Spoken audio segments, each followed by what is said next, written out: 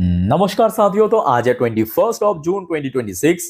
दोस्तों कल 22 जून सोमवार से फिर से बाजार खुलने वाले हैं। तो आइए बाजार खुलने से पहले देख लेते हैं शेयर मार्केट से रिलेटेड कुछ इंपॉर्टेंट अपडेट्स, कुछ इंपॉर्टेंट जानकारियां और मोस्ट इंपॉर्टेंटली कल मार्केट प्रिडिक्शन वाला पार्ट। तो रिक्वेस्ट करूंगा आप सभी को प्लीज वीडियो को बिना स्किप के पूरा अंत तक जरूर देखिएगा और खास करके इस वीडियो की आखिरी 3-4 मिनट पे जब हम मार्केट को समझेंगे, डिटेल में चर्चा करेंगे कि कल most probably Nifty 50, bank Nifty की क्या मूवमेंट हो सकता है, कहां पे रेजिस्टेंस है, कहां पे सपोर्ट है, इस पार्ट को तो कभी मिस मत करना। ओके, तो आइए सर सबसे पहले चेकआउट करते हैं आज हमारे मार्केट एनालिस्ट दोस्त ने क्या कहा। देखिए आज इस टॉपिक को कवर किया LKP सिक्योरिटीज की तरफ से एक एनालिस्ट ने। अच्छा लास्ट डे क्या हुआ था, अच्छा लास्ट वीक में क्या हुआ था। लास्ट वीक में सोमवार, मंगलवार, बुधवार, बृहस्पतिवार मार्केट में बैक टू बैक रिकवरी और फ्राइडे के दिन मार्केट में थोड़ा सा करेक्शन हमें देखने को मिला। ठीक है, चलो तो जिस पॉइंट ऑफ व्यू से यहाँ पे जो सबसे क्रूशियल सपोर्ट लेवल मेंशन किया 23,900, तो इनके हिसाब से अगर 23,900 ब्रेक हो गया,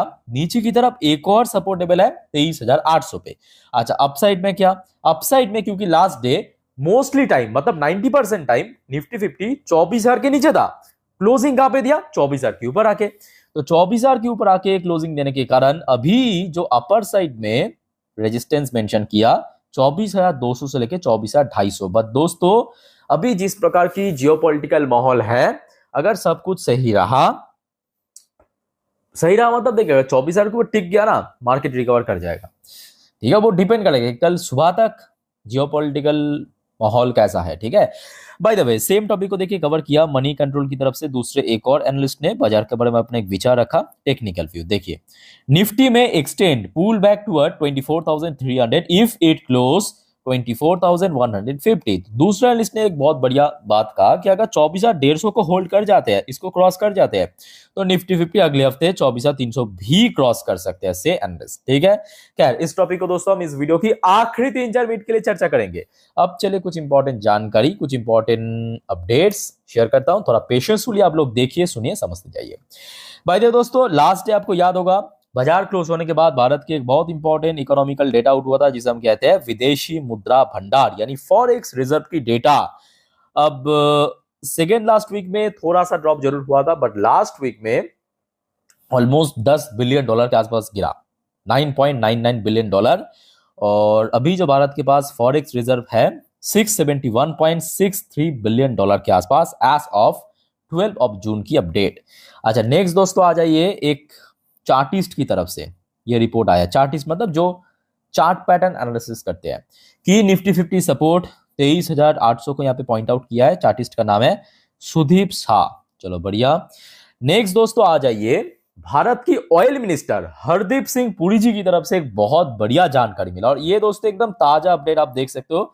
20 जून मतलब लास्ट डे, काफी लेट नाइट की अपडेट है, जिस वजह से आपको मैं शेयर नहीं कर पाया, अदरवाइज दे देता।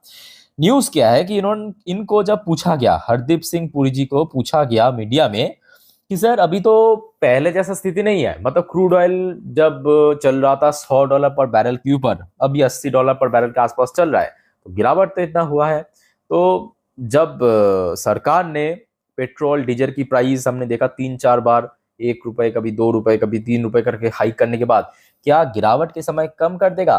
तो इन्होंने बहुत ही ऑप्टिमिस्टिक जवाब दिया। इन्होंने कहा तो जी हाँ, पेट्रोल डीजल रेट में is as cheaper crude arrive, मतलब जैसे जैसे भारत के पास सस्ता क्रूड ऑयल मतलब ऐसा नहीं कि बहुत सस्ता, मार्च अप्रैल मई पे जितना महंगा क्रूड ऑयल भारत में आ रहा था उसके हिसाब से अगर सस्ता, जैसे कि आज रेट चल रहा है $80 पर बैरल या $78 पर बैरल, अगर इस रेट में आ गया तो हम कम कर देंगे। तो मतलब एक उम्मीद है कि सरकार जैसे बढ़ा दिया था जो जियोपॉलिटिकल सिचुएशन के बेस पे, सेम कारणवश घटा भी सकते हैं। और ये मैं कहूंगा भारत की जो आम जनता है उसके लिए बहुत बढ़िया खबर है कि नहीं, बताइए।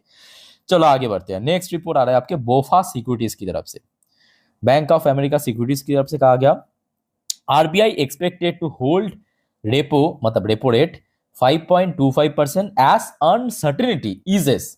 तो यहाँ ये मैं कहूंगा 100% सही है, क्योंकि जितना ग्लोबल अनसर्टेनिटी कम होगा उतना ही चांस बढ़ जाएगा आरबीआई एमपीसी मीटिंग के थ्रू अपना जो रेपो रेट है उसको अनचेंज रखना या होल्ड करना। ठीक है, will watch food and fuel pass through.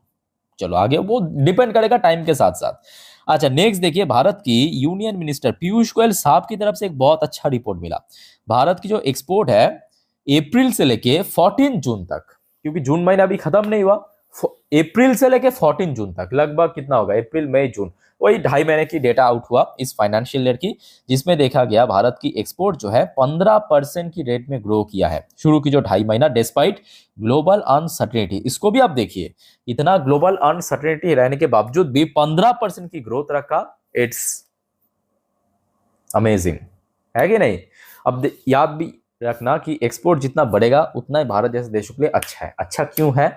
Export मतलब क्या, हम जब बाहर सामान भेजते हैं और ये जो एक्सपोर्ट होता है वो डॉलर पे होता है, तो डॉलर जितना भारत में आएगा उतना क्या होगा, भारत की करेंसी, भारत की इकोनॉमी और मजबूत होगा। समझ आ चुका है कि क्यों एक्सपोर्ट ज्यादा होना चाहिए, इसी वजह से। अच्छा अब नेक्स्ट आ जाइए। अच्छा वैसे दोस्तों आपको तो पता होगा कि भारत और यूके के बीच ऑलरेडी एफटीए जो एग्रीमेंट है वो तो हो चुका है, ठीक है। अब यहाँ पे जो रिपोर्ट निकल के आ रहा है, भारत की मारुति सुजुकी या महिंद्रा एंड महिंद्रा या हमारे टाटा ग्रुप से टाटा मोटर्स आई यूके ईवी मार्केट बूस्ट। तो यूके की जो ईवी मार्केट है, इलेक्ट्रिक व्हीकल्स की मार्केट है, उसमें अपना बिजनेस एक्सपैंड करने की डिसीजन लिया है। ये तीनों कंपनी ईवी सेगमेंट की मैं बात कर रहा हूँ, ठीक है। अच्छा फिर आ जाइए, आपके एक और रिपोर्ट आ रहा है दो बड़े बैंक के बारे में, एक एसबीआई जो कि पीएसयू में लार्जेस्ट लेंडर है, और एक्सिस बैंक, ये भी एक टॉप बैंक है। Amount lender set for $2 billion ECB, ECB मतलब European central bank, fund raising भाया आरबीआई स्वैप। दोस्तों याद कीजिए, आरबीआई ने ठीक 2 हफ्ते पहले एक डिसीजन आया था, तो उस वजह से एसबीआई और एक्सिस बैंक ने डिसाइड किया क्यों ना हम यूरोपियन सेंट्रल बैंक की तरफ से $2 बिलियन की हम फंड रेज करेंगे, ठीक है। चलो आगे बढ़ते हैं। आई होप कि दोस्तों आपको समझ आ रहा है मेरे बात। अच्छा नेक्स्ट देखिए, भारत की प्रधानमंत्री मोदी जी की तरफ से भी एक रिपोर्ट आया है। मोदी जी ने आज कहा, मैरीटाइम स्ट्रेंथ की to economic strategic influence, India preparing for next phase of naval power. अब दोस्तों देखिए, आप मोदी जी की सपोर्ट करो, विरोध करो, बट मोदी जी की जो स्टेटमेंट है ना, उसको इग्नोर मत करना। मैं एक इन्वेस्टर्स की पॉइंट ऑफ व्यू से कह रहा हूं आपको, कोई पॉलिटिकल पॉइंट ऑफ व्यू नहीं, क्योंकि मोदी जी भारत की प्रधानमंत्री है। उनका ये सिग्नल देना, ये हिंट देना, यहाँ पर आपको कौन सी सेक्टर को हिंट मिल रहा है? जी हाँ, जो ऐसे कंपनी नेवल प्रोडक्ट या मैरीटाइम प्रोडक्ट मैन्युफैक्चर करते हैं। कौन कौन सी कंपनी करते हैं? याद कीजिए, जीआरडीसी करते हैं, कोचिन शिपयार्ड करते हैं, मतलब लिस्टेड कंपनी की मैं बात कर रहा हूँ, मझगांव डॉक करते हैं। तो दोस्तों आगे आने वाले टाइम पे ये जो सेक्टर है बहुत तेजी से ग्रो कर रहा है, क्योंकि ऑलरेडी हमने देखा चारों ओर वॉर चल रहा है।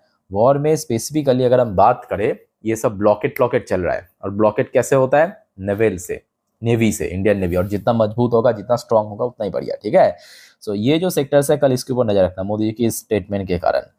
अच्छा नेक्स्ट दोस्तों आ जाइए, एक और रिपोर्ट आ रहा है। भारत की राष्ट्रपति द्रौपदी मुर्मू जी और प्रधानमंत्री Modi ji unveil project worth over 47,600 crore in Odisha. तो ओडिशा नामक जो स्टेट्स है, वहां पे 47,600 करोड़ की इंफ्रास्ट्रक्चर बेस्ड प्रोजेक्ट की अनाउंसमेंट किया। ओके, भारत के राष्ट्रपति जी और प्रधानमंत्री जी दोनों मिलके।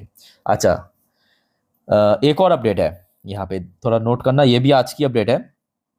भारत की यूनियन मिनिस्टर पीयूष गोयल साहब की तरफ से कहा गया कि भारत और यूरोपियन यूनियन, अच्छा ये तो आपको पता ही होगा, भारत और यूरोपियन यूनियन के बीच जो फ्री ट्रेड एग्रीमेंट, वो डील तो साइन हो चुका है, मतलब एग्रीमेंट साइन हो चुका है, बट वो इफेक्ट नहीं आया, मतलब लागू नहीं हुआ, ठीक है।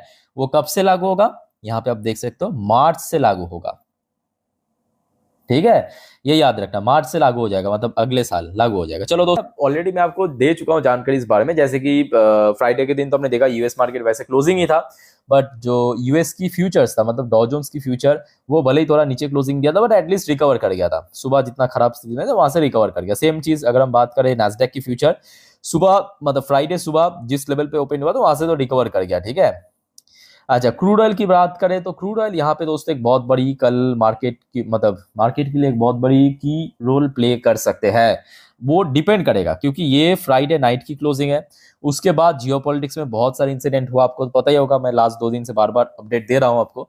तो कल अगर $80 पर बैरल के ऊपर ओपन हुआ तो मार्केट दोस्तों थोड़ा वॉलेटाइल हो सकता है, ठीक है। अगर $80 पर बैरल के नीचे ओपन हुआ, मार्केट में 80% चांस है रिकवर होने का। मेरे बात आई थिंक कि आपको समझ आ रहा है, ठीक है। वो डिपेंड करेगा कि कल सुबह जियोपॉलिटिकल माहौल कैसा है, ऑयल किस लेवल पे ओपन हो रहा है। बाकी बात करें गोल्ड प्राइस, तो देखिए गोल्ड और सिल्वर बैक टू बैक 2-3 दिन से गिर रहा है, बिकॉज जो एफएमसी मीटिंग में आपके फेडरल रिजर्व की तरफ से कहा गया था कि अगले एफएमसी मीटिंग तक अगर सीपीआई इन्फ्लेशन यूएस में कम नहीं हुआ तो हम रेपो रेट हाइक करेंगे, ठीक है, उसी वजह से।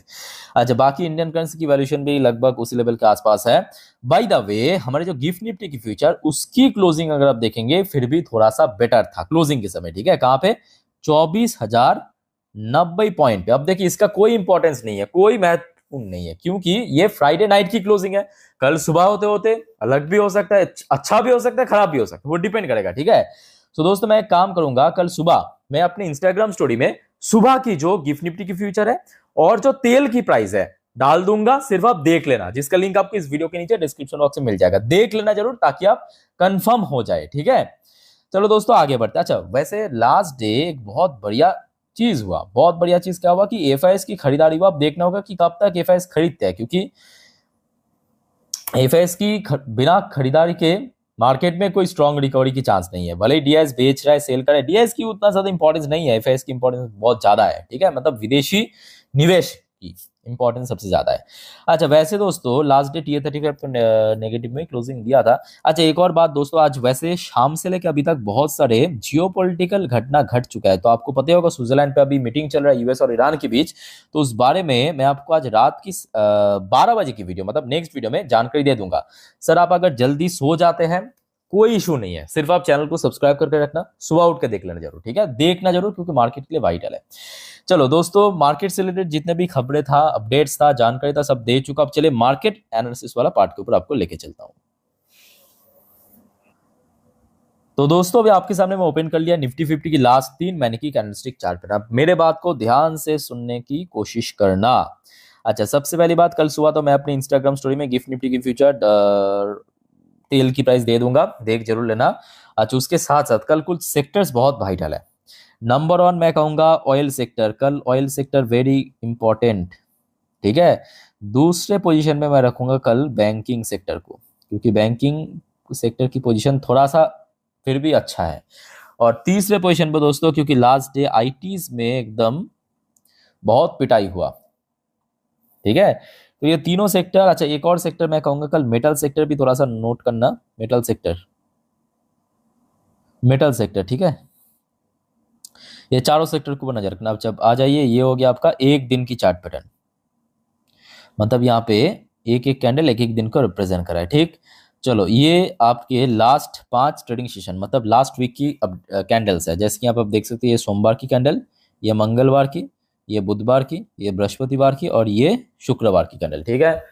अच्छा, यहाँ पे एक चीज नोट करना कि लास्ट डे मतलब शुक्रवार के दिन भले ही 90% टाइम निफ्टी 50 24,000 के नीचे था, क्लोजिंग कहाँ पे हुआ? 24,000 के ऊपर। तो कल दोस्तों 22 तारीख के लिए याद रखना, सबसे क्रूशल जो लेवल रहेगा, क्या कहा? सबसे क्रूशल लेवल वो रहेगा 24,000 को होल्ड करना। समझ आ रहा है मेरे बात? चलो बढ़िया। अच्छा, 24,000 को मान लीजिए कि अगर होल्ड कर गया और अपर साइड में थोड़ा थोड़ा मूवमेंट भी शुरू कर दिया, तो क्या होगा?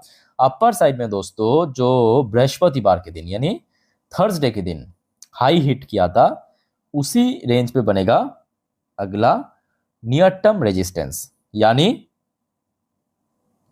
24,200 अप्रॉक्स, ठीक है।